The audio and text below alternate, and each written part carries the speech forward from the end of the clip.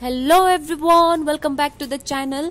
सो आज हम chapter number 2 Meera के पद क्लास 10 हिंदी स्पर्श बुक के चैप्टर नंबर 2 स्टार्ट करने जा रहे हैं।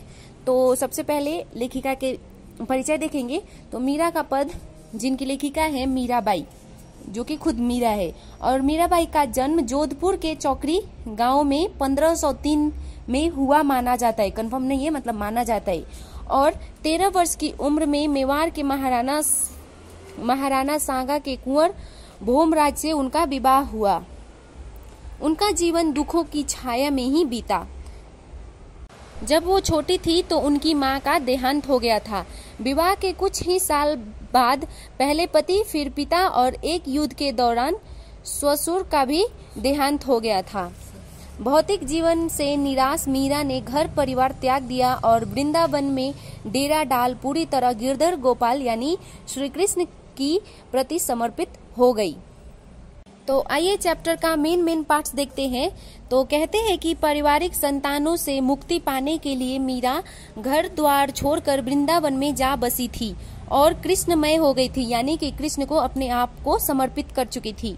इनकी रचनाओं में इनके आराध्य कहीं निर्गुण निराकार ब्रह्म, कहीं सगुण साकार गोपी वल्लभ श्री कृष्ण और कहीं निर्मोही परदेसी जोगी के रूप में संकलित किए गए हैं। वे गिरधर गोपाल के अन्य और एक निष्ठ प्रेम से अभिभूत हो उठी थी।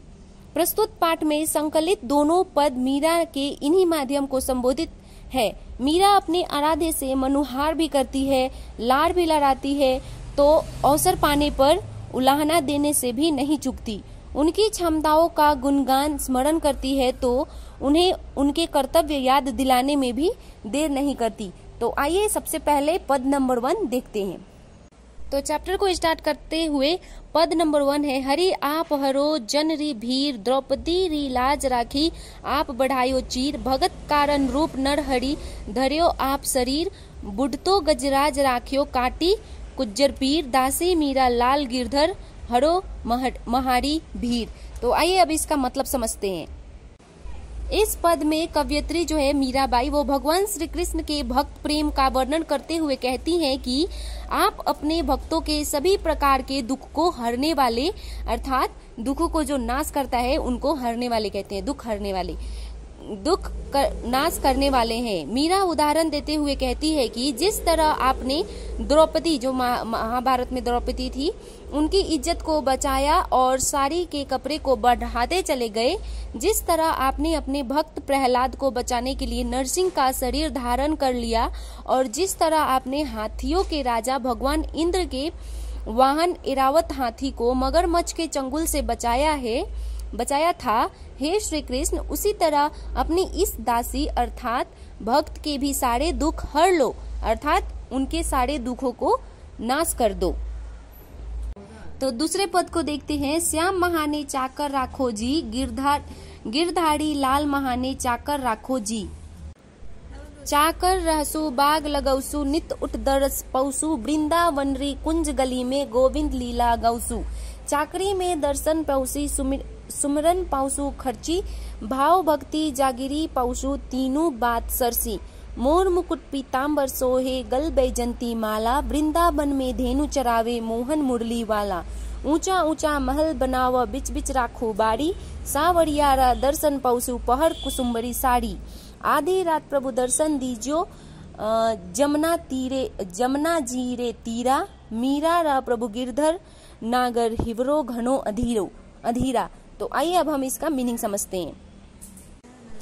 दूसरे पद में कवयित्री मीराबाई श्री कृष्ण के प्रति अपनी भक्ति भावना को उजागर करते हुए कहती है कि हे श्री कृष्ण, मुझे अपना नौकर बनाकर रखो, अर्थात मीरा किसी भी तरह श्री कृष्ण के नजदीक रहना चाहती है, फिर चाहे नौकर बनकर ही क्यों न रहना पड़े। मीरा कहती है कि नौकर बनकर मैं बगीचा लगाऊंगी ताकि सुबह उठकर रोज आपके दर्शन पा सकूं। मीरा कहती है कि वृंदावन की संकरी गलियों में मैं अपने स्वामी की लीलाओं का बखान करूंगी।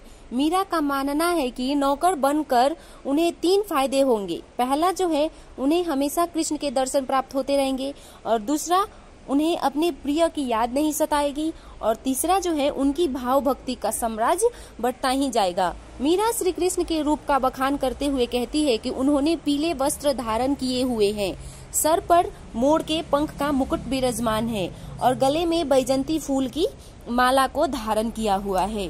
वृंदावन में गाय चराते हुए जब वह मोहन मुरली बजाता है तो सबका मन मोह लेता है। मीरा कहती है कि मैं बगीचों के बीच ही ऊंचे ऊंचे महल बनाऊंगी और कुसुम्बी साड़ी पहनकर अपने प्रिय के दर्शन करूंगी, अर्थात श्री कृष्ण के दर्शन के लिए साज श्रृंगार करूंगी। मीरा कहती है कि हे मेरे प्रभु गिरधर स्वामी, मेरा मन आपके दर्शन के लिए इतना बेचैन है कि वह सुबह का इंतजार नहीं कर सकता। मीरा चाहती है कि श्री कृष्ण आधी रात को ही जमुना नदी के किनारे उसे दर्शन दे दे। तो ये था चैप्टर नंबर 2 का समरी। उम्मीद करती हूँ आपको ये चैप्टर्स पसंद आ रहे हैं। अगर वीडियो पसंद आ रहे हैं तो वीडियो को लाइक करें, चैनल को सब्सक्राइब करें। मैं मिलती हूँ आपसे नेक्स्ट वीडियो में। Till then bye bye, see you, take